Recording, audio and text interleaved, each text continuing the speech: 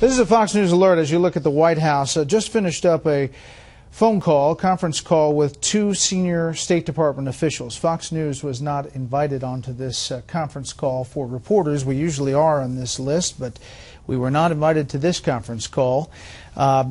We do have a transcript of some of these quotes about the Ben Ghazi attack, and here is one of them about Ambassador Chris Stevens.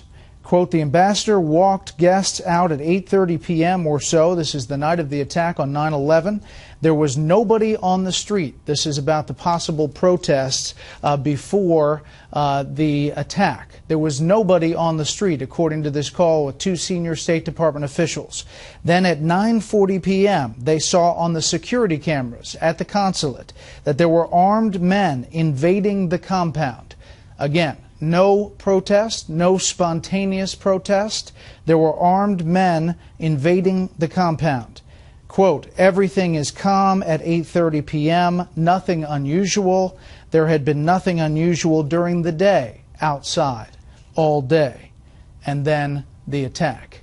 Again, this contradicts directly what was said by the UN ambassador, the U.S. ambassador to the United Nations, Susan Rice, and it contradicts essentially what the administration had been saying for 5 days after we reported that intelligence officials had, within 24 hours, that this was a terrorist attack. This also comes ahead of a committee hearing tomorrow up on Capitol Hill, where a House Committee, Oversight Committee, will start calling witnesses. They have uncovered a full list of some 230 security incidents that happened in the year before on the consulate and the area around the consulate in Libya.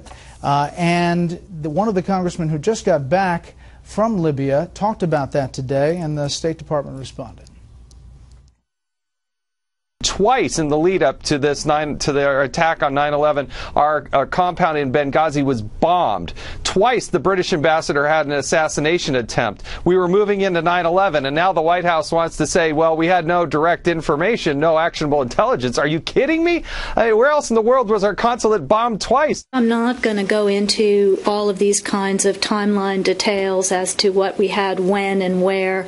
You know, some of those things I'm guessing will be covered tomorrow in the open hearing, but again, these are all pieces that we are pulling together now. Kirsten, this is getting worse by the day. Yeah.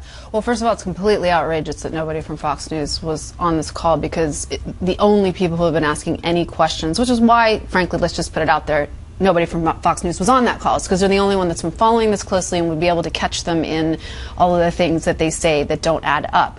It's not just that they suggested that there was something going on outside of the embassy. It's that Susan Rice sat at this desk and sat at multiple desks around the city and weaved an unbelievable tale that had already been disproven by other reporters. There were already reports saying that it was quiet outside the embassy before. And I just urge everybody to go back and look at the transcripts at how specific she was, at the specific details she offered about how it was a copycat of what was going on in Cairo, and how it built and built, and then these people came in and sort of took it over. I mean, they're accusing Mitt Romney of lying in the debate. The lying that's going on here should be causing a, front page scandal in this city. Quickly, the State Department, by the way, is apologizing profusely to Fox News for leaving us off that call. Charles. As they should. When you go back and look at what Susan Rice said, she didn't just say this was a demonstration and it wasn't a terror attack. I remember the words she said, there was no evidence it was a terror attack. Now that is a stretch way beyond simply getting it wrong. There was a ton of evidence it was a terrorist attack. You might have said the preponderance is that it was a demonstration, or we have some evidence. So they went way out on a limb with something that was absolutely wrong, obviously wrong, embarrassingly wrong, and this is a scandal, and the fact that it only been of interest to us and to a few others is really a second scandal. Yeah, maybe you'll get a muffin basket from the State Department. I think that basically we're at the point now where the majority of what the Obama administration said in the wake of this was untrue rather than true. They've told more lies than they've told truths. And you're getting the distinct whiff of almost a Nixonian-style cover-up and distortion of the truth on this. What's interesting to me, just in terms of the politics of it, is right now you have Hillary Clinton and Barack Obama's political interests are aligned. That may not last very long. It certainly won't last through the election. It'll be very interesting to see who throws who under the bus. But as it is right now, it's really an astounding scandal that hasn't gotten the attention it deserves. This conference call coming ahead of that committee hearing, which we will cover fully here on Fox News Channel. And I ask you to go to Special Report on our homepage, foxnews.com/special report. There's a full timeline that you can watch of this whole thing from the beginning. That's it for the panel, but stay tuned to see